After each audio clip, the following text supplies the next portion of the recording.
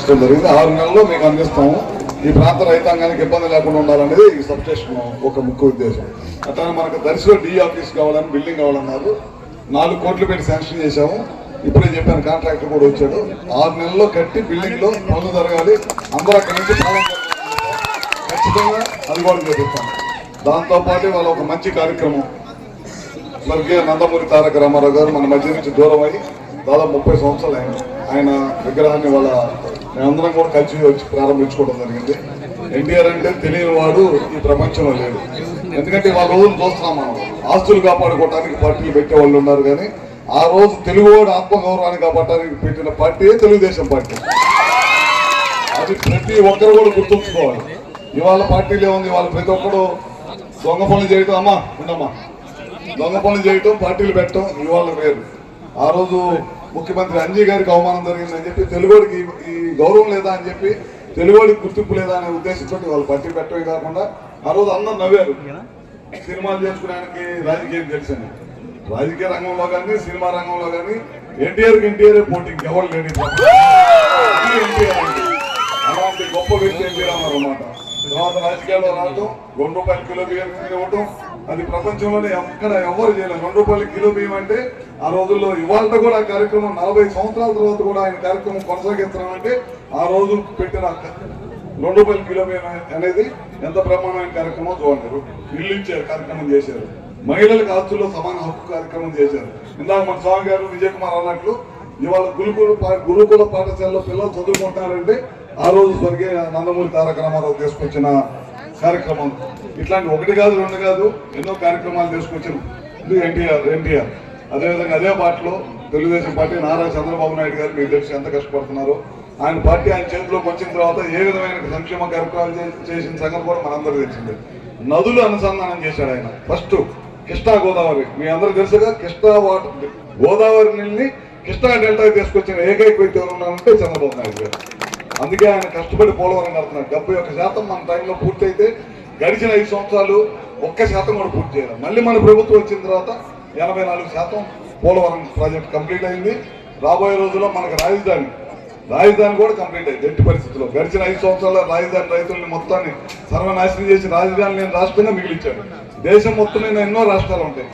ఆంధ్రప్రదేశ్కి రాజధాని ఏదంటే ఎవరు చెప్పలేని పరిస్థితి తీసుకొచ్చి చాలా మందికి క్విజ్కి వెళ్తున్నారంటే చిన్నపిల్లలు క్విజ్ పోటీలకి ఉంటాయి కదా, వాటికి వెళ్తుంటే అందరు పిల్లలని అడుగుతుంటే మీ రాజధాని ఏది, మీ రాష్ట్ర రాజధాని ఏదంటే అందరు చెప్పుకుంటున్నారు. ఆంధ్రప్రదేశ్ రాజధాని అంటే మా పిచ్చి తొక్కులకు 3 పెట్టాడని చెప్పారు.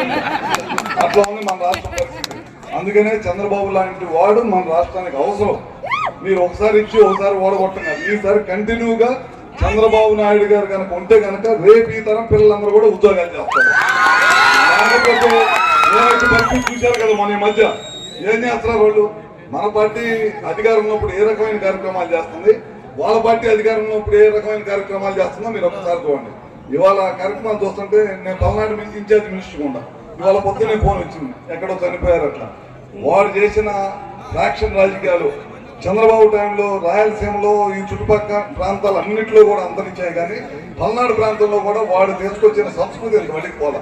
పల్నాడు ప్రాంతాన్ని మొత్తాన్ని కూడా జగన్మోహన్ రెడ్డి టైంలో సర్వనాశనం చేసి వదిలిపెట్టాడు. వాళ్ళతో కూడా ఆ కక్షలు కార్యక్రమాలు ఇంకా కొనసాగుతూ ఉంటాయి. దాన్ని ముఖ్యమంత్రి గారు మన పార్టీ అయినా ఆ పార్టీ అయినా ఎట్టి పరిస్థితిలో ఇట్లాంటి చేయకూడదు, అభివృద్ధి ధ్యేయంగా ముందుకు వెళ్ళండి అని చెప్పాడు. ఖచ్చితంగా అదే దశగా మేమందరం కూడా పనిచేస్తూ ఉంటాం. ఇలా లక్ష్మీ గారు అడిగినట్టు మేము ఏ కార్యక్రమం అయినా సరే తప్పకుండా మన కాన్ఫరెన్స్ సంబంధించింది ఏదైనా సరే తప్పకుండా చేస్తాం. మనం అయితే ముఖ్యమంత్రి గారు చెప్పాం, మీరందరూ కూడా అద్దంకి రెవెన్యూ డివిజన్ పరిధిలో రావాలని కోరుకున్నారని, అదేవిధంగా తీసుకొచ్చి ఇక్కడ అద్దెకులో కలుపుకున్నాము. అదేవిధంగా ఒంగోలులో ఉంటామంటే ఒంగోలు చేసాం. కానీ మీరు మాత్రం కష్టపడి పనిచేసి ఎట్టి పరిస్థితులు ఈసారి తెలుగుదేశం పార్టీకి లక్ష్మీకి ఇక్కడి నుంచి గెలుపలేదు. మీరు చెప్పిన పనులన్నీ చేస్తాం మేము. మీరు జనం అయితే బాగా గుంపులు బాగానే ఉన్నారు, ఓట్లు లేదు అట్లా. అది ఈసారి మాత్రం ఖచ్చితంగా పనిచేయాలి. ఊరికి పూలు తల్లి అవాయిస్ వాళ్ళు కలిస్తే కుదరదు. ఆ కాన్ఫరెన్స్ లో మొత్తం ఎత్తేసాం. జనార్దన్ అన్నట్టు పూలు అవాయిస్ వాళ్ళు మొత్తం వేసాం. వెళ్తే ఊరికి వెళ్తాం, నడిచి తిరగటం, ఇల్లు టచ్ చేయటం, అందరూ పనులుంటే చూడటం, కార్యకి వెళ్తాం. గుంపులో పూలు చల్లటం, అవాయిస్ వాళ్ళు కలిసి అలసి వచ్చినప్పుడు అటు వేయటం కాదు. అది ఈసారి ఖచ్చితంగా అందరూ కలిసి కట్టుగా పనిచేసి ఖచ్చితంగా ఎట్టి పరిస్థితుల్లో ఈసారి ప్రకాశం జిల్లాలో మేము చూడండి అధికారం ఉన్నా అధికారం లేకపోయినా మేమందరం కలిసి పెంచి ఉంటాం. ఎవరు నేను కానీ, జనార్దన్ కానీ, ఉగ్గురా కానీ, విజయ్ కానీ, స్వామి కానీ, ఎలక్షన్ అపోజిషన్ లో కూడా మేమందరం కూడా ఒకరికొకరు తోడుగా ఉన్నాం. తోడుగా నా కష్టం వస్తే మా వాళ్ళు ఫోన్ చేసేవాళ్ళు, మా వాళ్ళకి కష్టం వస్తే నేను ఫోన్ చేసాం. అందరూ కలిసికట్టుగా పనిచేసాం. మహానాడు ఎవరు కూడా పెట్టకపోతే మన జిల్లాలో బ్రహ్మాండంగా 5-6 లక్షల మంది మహానాడు పెట్టాం. అంటే మేము ఏ విధంగా కలిసి కట్టుకుంటున్నాం, మీరు కూడా గ్రామాల్లో భేదాభిప్రాయాలు ఉంటాయి. ఒక కుటుంబంలో 4 ఉండేదంటే భేదాభిప్రాయాలు ఉంటాయి. పార్టీలో కూడా భేదాభిప్రాయాలు ఉన్నా సరే వ్యక్తిగత సమస్యలు తీసుకొచ్చి పార్టీని రుద్ది పార్టీని సర్వనాశనం చేయవాలి.